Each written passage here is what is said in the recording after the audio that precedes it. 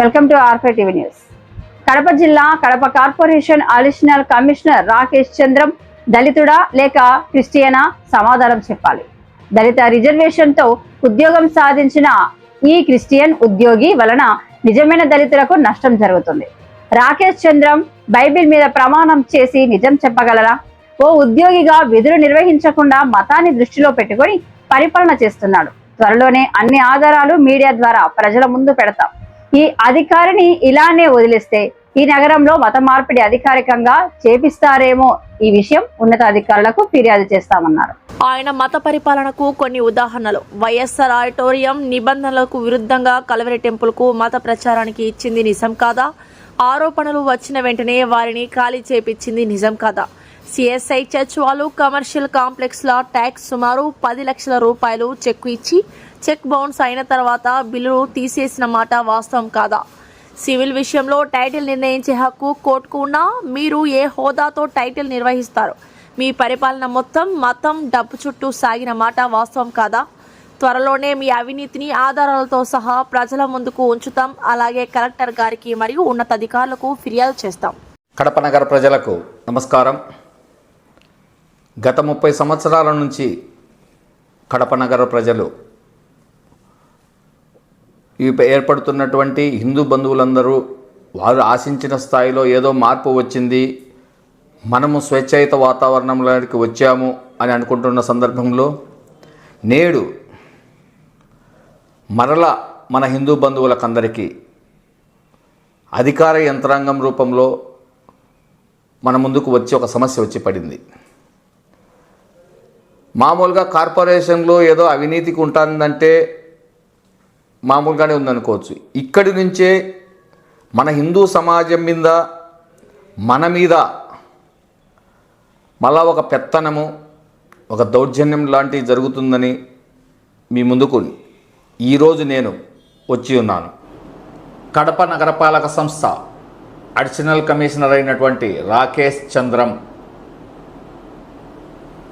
దళితుడును అని నమ్మించడంలో దళిత వర్గాలను, నగర ప్రజలను, అధికారులను నమ్మించడంలో 100% సక్సెస్ అయ్యాడని చెప్పచ్చు. అడిషనల్ కమిషనర్ దళితుడును అని నమ్మి పలువురు దళిత సంఘాలకు సంబంధించినటువంటి వ్యక్తులు ఆయనకు మద్దతుగా మాట్లాడడం, దళిత మాయకుడికి, దళిత అధికారికి అన్యాయం జరిగిందని వాళ్ళంతా భావిస్తున్నారు. అందరూ ఇక్కడ గమనించాల్సిన విషయం ఏమంటే, సదరు అడిషనల్ కమిషనర్ రాకేష్ చంద్రం గారు దళితుడు కాదు, అతను ఒక క్రిస్టియన్. దళితులను మోసం చేసి వారి యొక్క రిజర్వేషన్ను అనుభవిస్తూ దళితులకు అన్యాయం చేసి ఆయన ఆ యొక్క పదవిని అనుభవిస్తున్నారు. ఒక్కటి మనం తెలుసుకోవచ్చు, ఆయన యొక్క జీవనం కావచ్చు, జీవన శైలి, జీవితం అంతా కూడా ఆయన క్రిస్టియన్. ఆయన వివాహం కూడా కావచ్చు. రాకేష్ చంద్రన్ గారు ఏదైతే నేను దళితుడను, క్రిస్టియన్ను అనేది ఏదైనా తేల్చి ఆయన ధైర్యంగా ఏదైనా చెప్పగలరా? ధైర్యం ఉంటే ఆయన బయటకు వచ్చి చెప్పమనండి.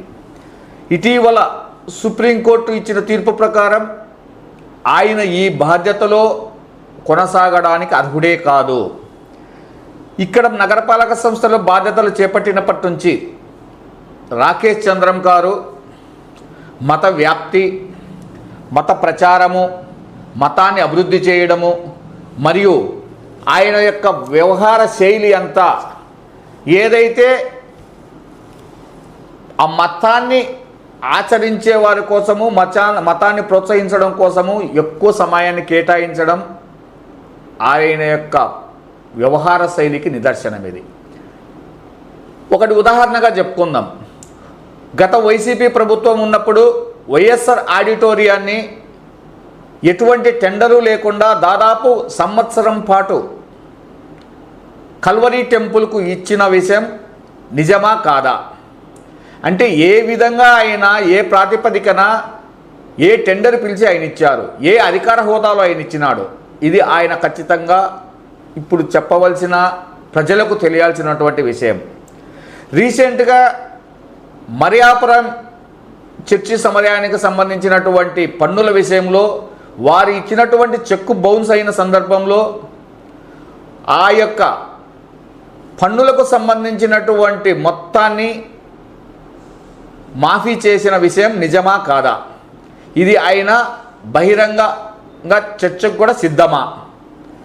40 సంవత్సరాల నుంచి ఏదైతే ప్రకాష్ నగర్లో ఒక గిరిజన కుటుంబం జీవిస్తూ పాత ఇంటిని కూల్చివేసుకొని కొత్త ఇంటిని కట్టుకునేదానికి పర్మిషన్ తీసుకొని వాళ్ళు గతంలో నగరపాలక సంస్థకు పన్నులు, విద్యుత్ శాఖకు వాళ్ళ బిల్లులు చెల్లించినటువంటి ఆ ఇంటి యొక్క స్థలాన్ని అది ఒక క్రిస్టియన్ది అని ఇతను వంత పాడుతూ ఆ క్రిస్టియన్కు సపోర్ట్ చేస్తున్నటువంటి విషయం నిజమా కాదా? ఇది ఖచ్చితంగా ఆయన ప్రజలందరికీ తెలియజేయాలి. కార్పొరేషన్ ఉద్యోగుల్లో ఏదైతే ఈయన ఈ వ్యవహార శైలి అంతా వారి ఉద్యోగుల్లో అసహనానికి పెరిగిపోతూ ఉంది. మామూలుగా నాసిక్, పూణేలలో ఏదైతే ఒక మతం నుంచి ఇంకొక మతానికి మారుస్తూ మత వ్యాప్తి చేస్తున్నారో అదేవిధంగా నగరపాలక సంస్థలో మన రాకేష్ చంద్రన్ గారు అడిషనల్ కమిషనర్ గారు ఈ విధంగా ఇక్కడ బలవంతంగా మత మార్పిడి చేస్తున్నారు. ఎవరైతే ఈయనకు వంత పాడుతూ ఆ మతంలో ఉన్నటువంటి వ్యక్తులను అందలం ఎక్కిస్తూ ఏదైతే ఈ మతంలో లేనటువంటి వారిని అణగదొక్కుతూ చాలా వరకు చాలామంది కార్పొరేషన్లో ఉన్నటువంటి ఉద్యోగులందరూ ఆయన మీద తిరగబడడానికి రెడీగా ఉన్నారు.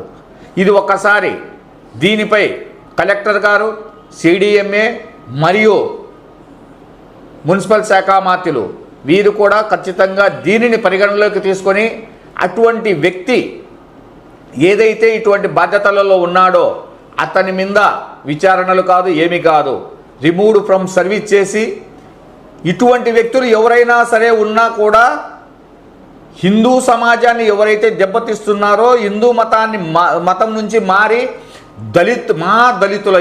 మా హిందూ దళితుల యొక్క రిజర్వేషన్లు పొంది హిందువుల యొక్క రిజర్వేషన్లను తొలగించేసి వాళ్ళకు రావాల్సిన అవకాశాలను వీళ్ళు క్రిస్టియన్ మతంలోకి మారి అనుభవిస్తూ హిందూ ద్రోహులుగా ఉన్నారో ఇటువంటి అందరికీ ఎవరైతే అనుభవిస్తూ ఉన్నారో వాళ్ళందరికీ శిక్ష పడేలా ఇటువంటి వారిని ఉద్యోగంలోంచి తీసేసే విధంగా మేము కూడా ప్రభుత్వ దృష్టికి తీసుకొని పోతాం. అతన్ని రిమూవ్డ్ ఫ్రమ్ సర్వీస్ చేసిన తర్వాత ఇతని యొక్క విధి విధానాలలో పరిపాలనలో ఏవైతే తప్పులు ఉన్నాయో దీని అంతటి మీద విచారణ చేయాలని కోరుకుంటున్నాం. ఇన్ని జరుగుతున్నా నిమ్మకు నీరెత్తనట్టు ఉన్నటువంటి ఆ అధికారి నీకు ఒకవేళ అదే మత ప్రచారం చేసుకోవాలా, మతాన్ని అభివృద్ధి చేసుకోవాలా, ప్రాచుర్యం పొందాలా అని అనుకుంటే మీరు తప్పనిసరిగా జాబ్ నుంచి వైదొలిగిపోయి మత ప్రచారం చేసుకోవచ్చు. అంతేకాని ఒక వ్యవస్థలో ఒక బాధ్యతాయుతమైనటువంటి బాధ్యతలో ఉండి ఈ విధంగా ప్రజలను తప్పుదో పట్టడము, మీ మత విశ్వాసాలను ప్రజల మీదకి రుద్దాలనుకోవడం మాత్రం శోచనీయం. దీనిపై హిందూ సమాజం ఖచ్చితంగా తిరగబడుతుంది. పై అధికారులకే కాదు, హిందూ సమాజంలోని నగర ప్రజలు కూడా మీ మీద తిరగబడతారని తెలియజేసుకుంటున్నాను.